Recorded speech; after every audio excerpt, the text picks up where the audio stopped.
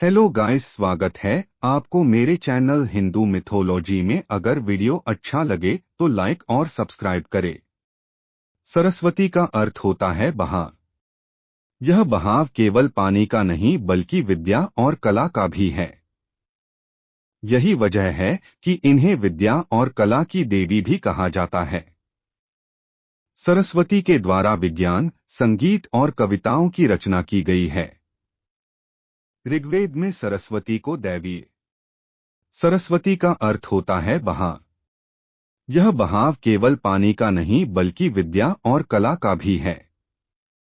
यही वजह है कि इन्हें विद्या और कला की देवी भी कहा जाता है।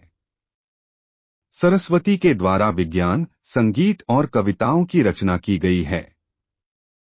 ऋग्वेद में सरस्वती को दैवीय नदी की भी संज्ञा दी गई है। साथ ही इन्हें पवित्रता और उर्वरता की देवी भी कहा गया है।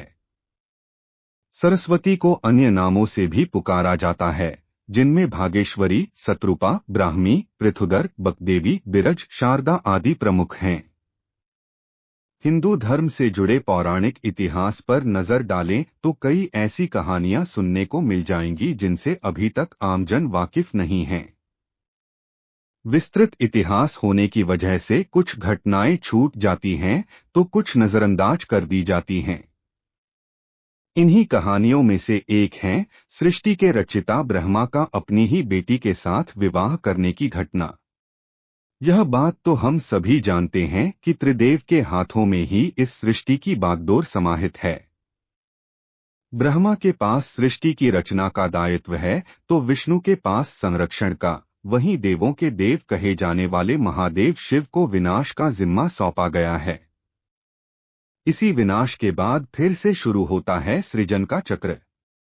ब्रह्मा का अपनी ही बेटी के साथ विवाह करने की इस घटना का उल्लेख सरस्वती पुराण में वर्णित है।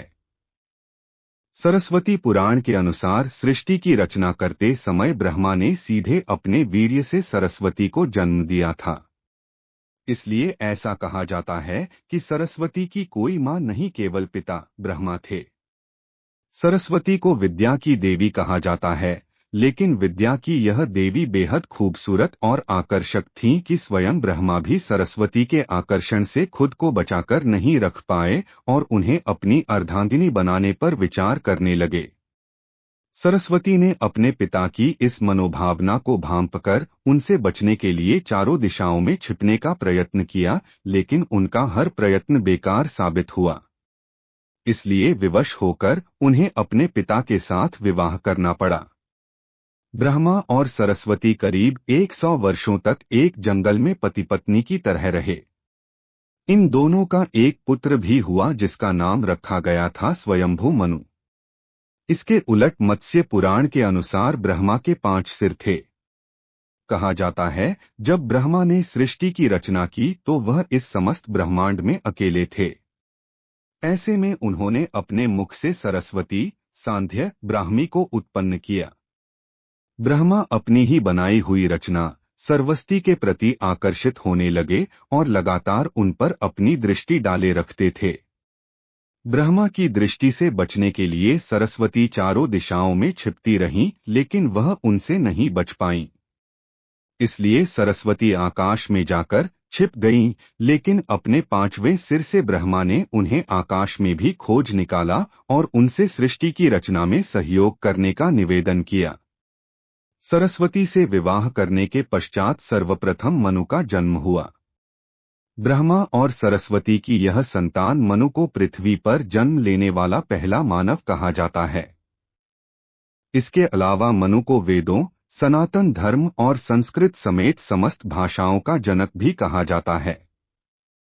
प्रजापति ब्रह्मा का अपनी ही पुत्री के प्रति आकर्षित होना और उसके साथ संभोग करना अन्य सभी देवताओं की नजरों में अपराध था। सभी ने मिलकर पापों का सर्वनाश करने वाले शिव से आग्रह किया कि ब्रह्मा ने अपनी पुत्री के लिए यौनाकांक्षाएं रखीं, जो कि एक बड़ा पाप है। ब्रह्मा को उनके किए का फल मिलना ही चाहिए। क्रोध में आकर शिव ने उनके 5वें सिर को उनके धड़ से अलग कर दिया था। शिव पुराण के अनुसार ब्रह्मा के सर्वप्रथम 5 सिर थे।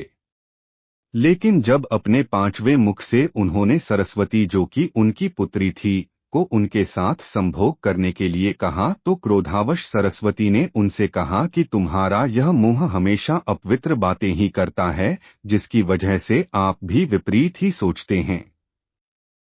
इसी घटना के बाद एक बार भगवान शिव अपनी अर्धांगिनी पार्वती को ढूंढते हुए ब्रह्मा के पास पहुंचे, तो पांचवें सिर को छोड़कर उनके अन्य सभी मुखों ने उनका अभिवादन किया, जबकि पांचवें मुख ने अमंगल आवाजें निकालनी शुरू कर दी।